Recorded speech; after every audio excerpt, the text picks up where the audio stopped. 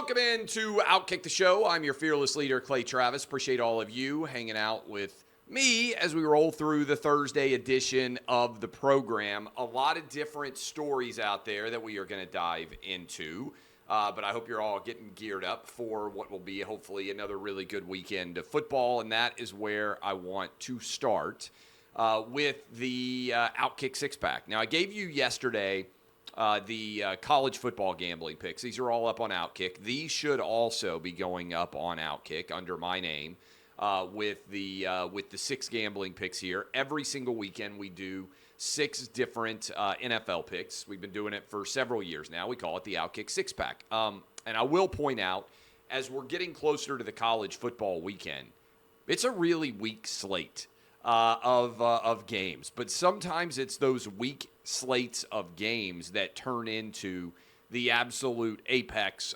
quality game. Right now it looks like probably Florida-Tennessee is the best game, but we'll see how all of this ends up shaking out. In the meantime, here is, drum roll please, the OutKick six-pack. I am on tonight, Thursday Night Football going on. You got the Vikings, who are 0-1, coming off a really poor performance against the Tampa Bay Buccaneers. 3 turnovers. They only scored, I believe, 17 points. They allowed the Bucs and Baker Mayfield to roll into town and win. And they're going on the road against the Eagles. Eagles obviously got a huge lead early against the Patriots, then held on in that game.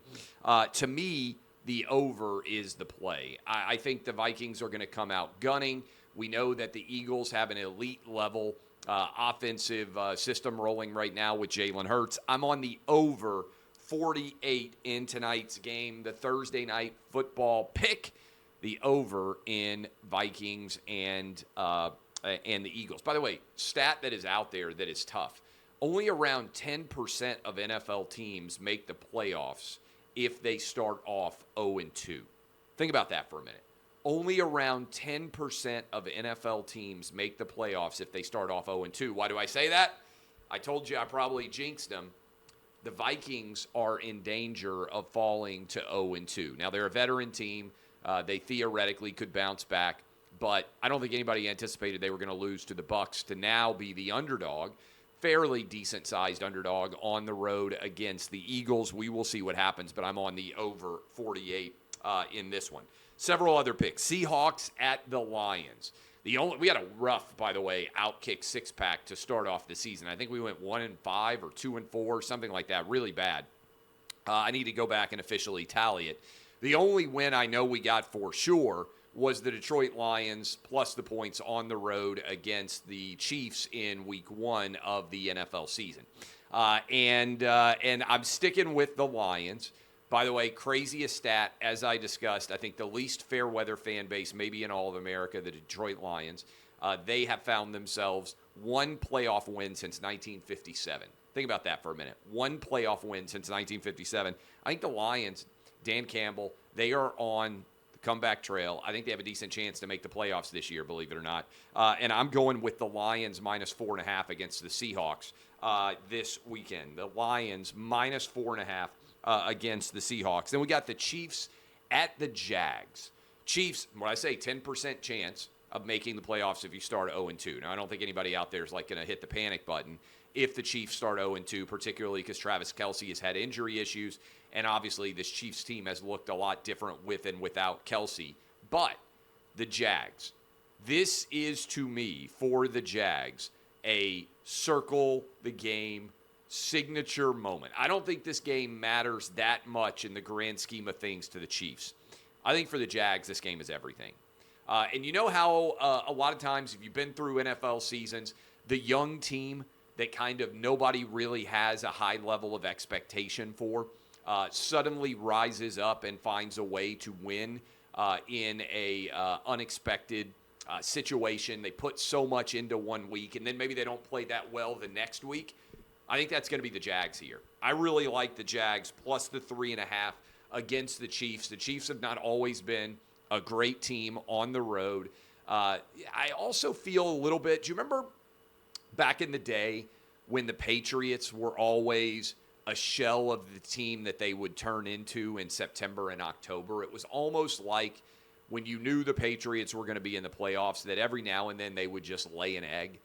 They would just go out and not play very well in a September or an October game, and they just chalked it up to a poor performance. But you knew by the time they got into late November, they got into December, that they were going to be rounding into shape. And we always had a little bit of a panic back in the day during the Patriots dynasty, back when the Patriots were actually good. Sorry, Patriots fans. And we would all sit around and say, well, maybe this is the year that the Patriots are going to fall off. Maybe this is the year that they're not going to be able to perform at the level that we anticipate. And then what happens? Patriots always kind of round back into shape. I feel like the Chiefs may be that team a little bit now because they've won a couple of Super Bowls. We know they're going to be in the playoffs. The Chiefs know that once they get in the playoffs, basically they win. Whatever Patrick Mahomes' record is outside of the Super Bowl, it's crazy. It's something like, 9-2 or 10-2 or something like that in the playoffs.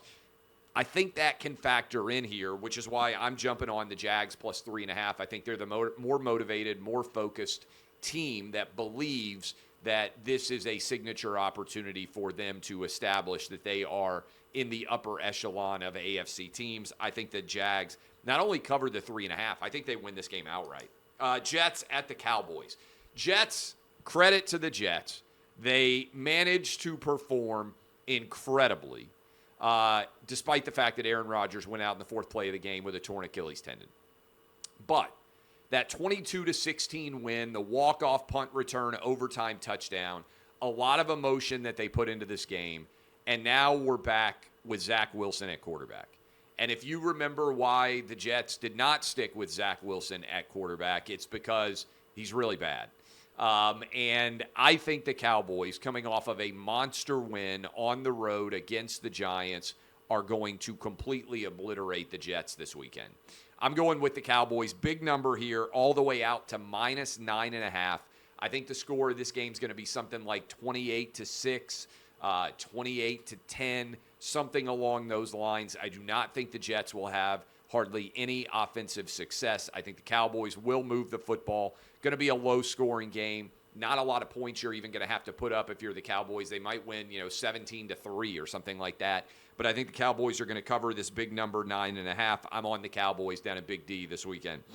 Dolphins, -3 at the Patriots. I talked about the fact that I did not believe in the New England Patriots, and that is going to continue. I do believe in the Dolphins so long as they can keep Tua healthy.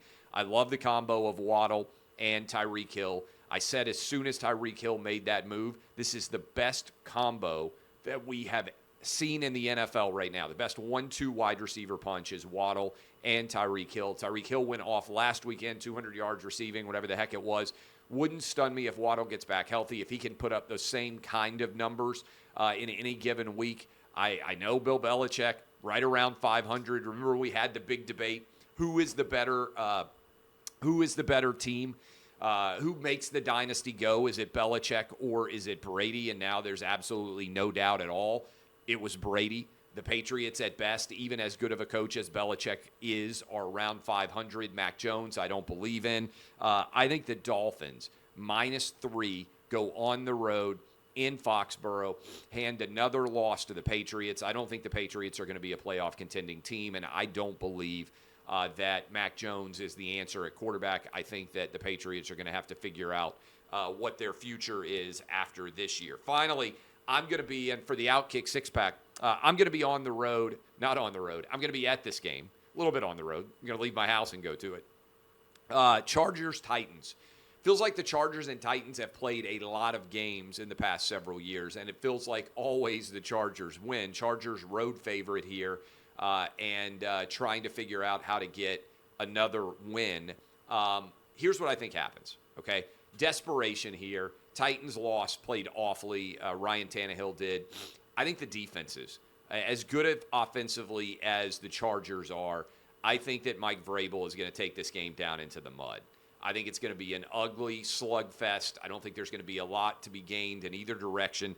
I'm going to be on the under 45.5 in this game. Again, the under 45.5. So there you got it. The over 48 in Vikings-Eagles. Seahawks-Lions, I got the Lions -4.5. Jags +3.5. The Cowboys -9.5. Dolphins -3. And Chargers Titans the under 45.5. By the way, Aaron Rodgers put up an IG post. A lot of questions in the wake of his Achilles tendon injury about whether or not he was going to be back next year or not. It seems quite clear that his plan is to return. Here is what he posted on Instagram.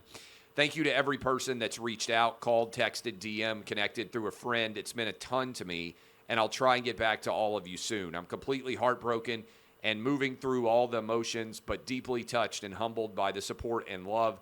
Please keep me in your thoughts and prayers as I begin the healing process today. The night is darkest before the dawn, and I shall rise yet again. Proud of my guys, 1-0 Jets.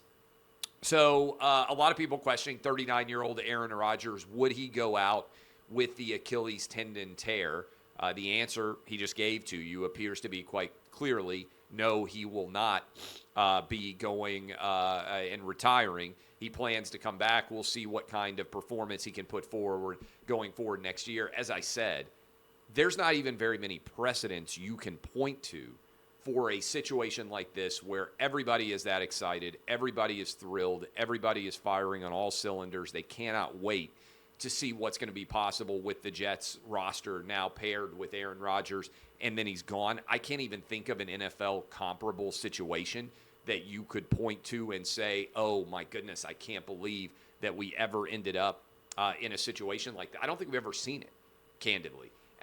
So I'm glad Aaron Rodgers is going to try to come back. We'll see how well he can return from that torn Achilles, and I continue to say, I can't believe that people like Keith Olbermann, the most awful human beings on the planet, have been willing, able, or focused on doing this. But it is pretty ridiculous. Couple of things. Biden impeachment. Much discussion surrounding, is it a good or bad move from a political process? I'm leaving aside the fact that there is ample evidence that Joe Biden, in my opinion, has been involved in impeachable offenses. In fact, as I have said for some time, if you combine everything Richard Nixon, everything Bill Clinton, and everything Donald Trump was credibly accused under oath of wrongdoing, the evidence that is, I think there's more evidence of Biden's criminal culpability than those three guys combined. Because if you go back and look, it wasn't really Watergate, Nixon's downfall. It was the cover-up surrounding Watergate as much or more of Watergate. Bill Clinton, whether you believe it or not, is worthy of impeachment. Really, again, just lied about whether or not he had an affair with an intern. And that in and of itself, I don't think was worthy of removing somebody from presidential office. People can agree or disagree. I personally didn't think so. And then Trump, I mean, everything was just completely manufactured about Trump. I mean, whether it was Russia, whether it was the Ukraine phone call, all of it was garbage. What Biden's credibly accused of, being paid millions of dollars by foreign interests to advocate for them, whether it was Burisma, whether it was Chinese interest, whether it was other entities, we know that $20 million at least flowed into the Biden family. 9 different members of Joe Biden's family were paid by foreign interest through shady accounts.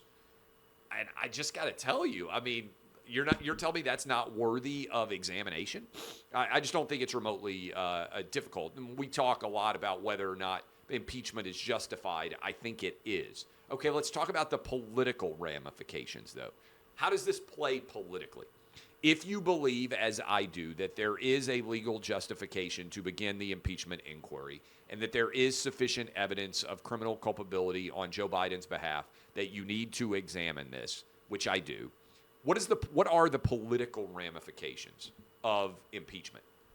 To me, the most significant is Biden is slowly, despite the fact that the New York Times, the Washington Post, ABC, NBC, CBS, the MSNBC, and CNN are by and large still providing cover for Joe Biden. Slowly, the American public is becoming aware of just how much criminal allegations, credible criminal allegations, there are against Joe Biden and Hunter Biden. And I think it's in the most recent CNN poll, 61% of Americans believe that Joe Biden was involved in Hunter Biden's business. 42% of people believe that he engaged in criminal behavior. I think that's going to grow through impeachment, because what this forces, and I think this is the most consequential element of the impeachment from a political process. What it forces is it forces the media to cover this. You can't just bury your head in the sand and pretend that this is a made-up story, which is what much of the left-wing media has tried to do for years.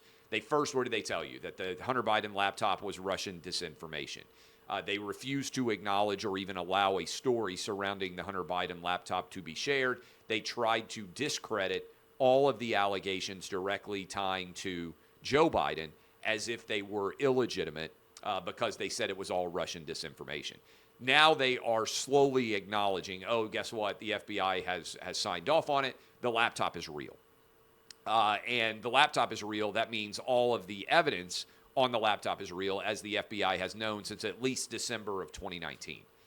And the massive cover-up that went on to help rig the election for Joe Biden, in my opinion, actually came from the FBI in particular, because they went and talked to all of these social media companies and told them that they refused to acknowledge that the laptop was real. They also helped to seed the idea that led to the 51 intelligence agents putting out the statement that said that the Hunter Biden laptop had all the hallmarks of Russian disinformation. Okay, why does all this matter?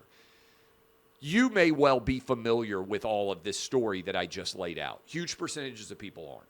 And if you use the January 6th hearings as a precedent, there were people who were influenced by the January 6th hearings, even though all Democrats did was rehash the public information that was already out there when they put it in prime time, and when many different media outlets were forced to cover it as a result. Then the coverage helped Democrats in the 2022 election. It helped with their overall narrative. It helped with their overall story. The reason why I believe the same will be true for Republicans as it pertains to Joe Biden is there's still lots of people who don't know this story at all. You know, according to some of the most recent polling I saw, majority of Democrats still believe the Hunter Biden laptop is Russian disinformation. They believe all of the Democrat lies about the Hunter Biden laptop. And so shining a spotlight on this Biden crime family corruption, I believe, is likely to create more of a mushroom cloud that makes it that much more difficult for them to ignore as it pertains to surrounding this incident. So that is what I would point to and say this is the most consequential aspect of this incident, is not that necessarily new information might emerge, although it very well might. You might have more IRS agents. You might have more FBI agents. You might have more witnesses coming forward as this story develops to provide more credence to the allegations of criminality on behalf of the Bidens. But even if that doesn't happen, from a political perspective, this is going to shine a bright light on a story that too many in the media still pretend doesn't exist and that they haven't been willing to cover. And that is why I think politically this is the right move. It also politically is going to eliminate, to a large degree, I think, the idea that, oh, Donald Trump is super corrupt and Joe Biden is some kind of paragon of virtue. I think a lot of people are going to say, yeah, all these politicians kind of roll around in the mud a lot, and they're not going to be arguing, oh, this is like Biden, if you want there to be no tinge of impropriety, you can pick Biden. He's going to make America pure again. Yeah, that's not true. Joe Biden is, I think, dirtier than Donald Trump is as this data continues to come out, and that's why I think the impeachment hearings are so important from a political perspective. Also on this, there's interesting data coming out. What's Biden's base now? I think this is important to recognize. You know what Joe Biden's base is? White college graduates. I flagged this because I thought it was so interesting. White college graduates and black voters are basically the only people who are still approving of Joe Biden's presidency. Quinnipiac poll. Do you approve or disapprove of the job Joe Biden is doing? Overall, 39% approval. On the economy, 35% approval. Men. Do men approve of Joe Biden? 32% male approval, 63% disapproval. Men, by a 2-to-1 margin, disapprove of the job that Joe Biden is doing. Women disapprove, but it's closer to 50-50.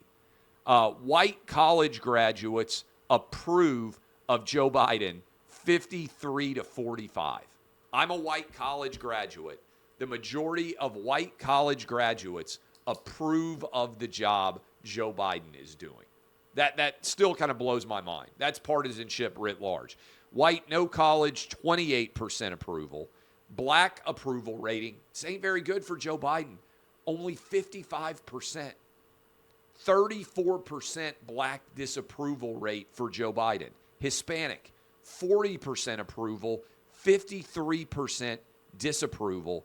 And here's a kick in the teeth, I think. Independent voters, 35-55. So Joe Biden is taking it on the chin everywhere. And there was an interesting article in the New York Times yesterday that said Biden is hemorrhaging minority support. That is, huge numbers of minorities out there are turning their back now on Joe Biden, Hispanic, black, and Asian. And it's actually white college graduates that are now the base of Joe Biden's support. And I thought that was interesting because it's really the woke universe is not really a minority universe. Huge percentages of minorities reject the woke, what I would call mind virus. White college graduates, women in particular, are driving this idea that America is a fundamentally racist and awful place. And it's interesting that Hispanics, black, and Asians are overwhelmingly moving against Joe Biden now. Just worth contemplating, because what the media told you was, oh, Trump is so racist, his election in 2016 is going to hasten, all of these minorities are going to rush even more to the Democrat Party. It's actually not true. More minorities voted for Trump in 2020 than voted for him in 2016. 2022, the continued movement of minorities. And actually, what's interesting about it is, arguably, Joe Biden is losing support among minorities, but there aren't as many different states where the minority vote is going to be determinative. There's still a lot of white and black states, particularly the Midwest, which doesn't have a huge percentage of Hispanic population compared to other parts of the country. Worth flagging and keeping an eye on. Congratulations to my Atlanta Braves. They have won 6 straight NL East championships. They now sit at 95-50. Matt Olson over 50 home runs. Ronald Acuna rapidly approaching the 40-40 club. I think it's going to be like the 40-90 club before all is said and done. Or I don't even know what the total number of stolen bases Acuna has. I believe it's over 80 now, easily. He may be the 40-100 club, something that's never been done before, which is pretty remarkable. I remember back in the day being a huge Cincinnati Reds fan and hoping that Eric Davis was going to get to the 40-40 club. He didn't. He got to 37 home runs. He ran into the wall at Wrigley Field, knocked himself out for a bunch of games. So that was what ended up happening to him. Finally, I did something I'd never done before. I worked as the yard marker guy for a 7th grade football game. I put a picture up on Twitter. It's really fun. I'd never done it before. I was there for 7th grade. My 7th graders playing tackle football. They had a 7th grade game on Tuesday afternoon. The official said, hey, who's going to work the yard markers? And I just, hopped right on the field, picked up the yard marker. Another couple of guys were on the down marker, the chains. I had the yard marker, and it was really fun. Never done it before. Racing up and down the field, trying to make sense of what the down and distance was. It was really cool to be right down there on the field. So if you have kids that are playing, 7th, 8th grade, high school, whatever it might be, and they got a scrimmage or you need help and they need help with the yardsticks and or the yard marker, I'd encourage you to try it out. There are a couple times it was funny. I've watched so many football games over the years, and that I wasn't.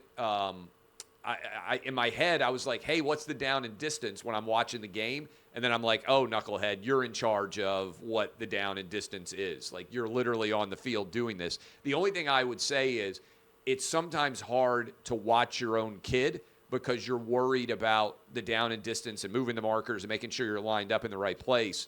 And so you're not able to just kind of focus on the big picture necessarily because you got a job to do. But it's very cool. It was fun. And I would encourage you guys to try it out yourself. All right, one more time. The picks, over 48 tonight. Lions minus 4.5. These are the numbers as they sit literally this day as I am making them for you. Jags plus 3.5. Cowboys minus 9.5. The Dolphins minus 3.